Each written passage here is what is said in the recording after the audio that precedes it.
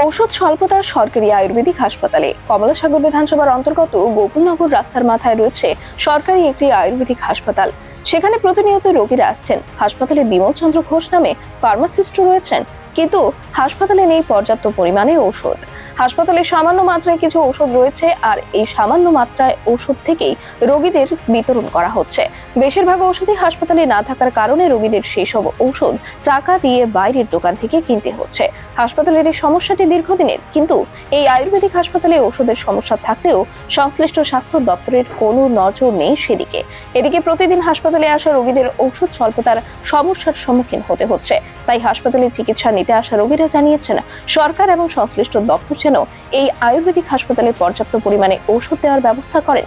এতে গরিব অংশের রোগীরা অনেকটাই উপকৃত হবেন।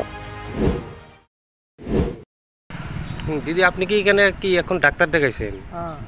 আপনি কত বছর ধরে এখানে ডাক্তার দেখান? এটা কি আয়ুর্বেদিক হসপিটাল? এখানে সব ওষুধ সবসময় পাওয়া যায় না?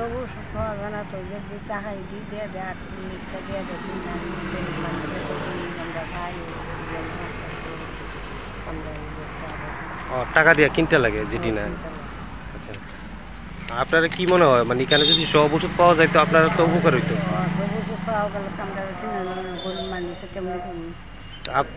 এখন দাবি কি আপনারা সরকারের কাছে কি চান? সরকারের কাছে যাই আমরা, যেমন সব ওষুধ যেন হসপিটাল পাই, আমরা যেমন কিনা না আনন্দ লাগে। আচ্ছা, আপনার বাড়ি কি এলাকাতে? না, আমার বাড়ি তো সেটা। আচ্ছা, আপনার নাম? আমার নাম নিরঞ্জিত। ব্যুরো রিপোর্ট, খবরের প্রতিবাদ।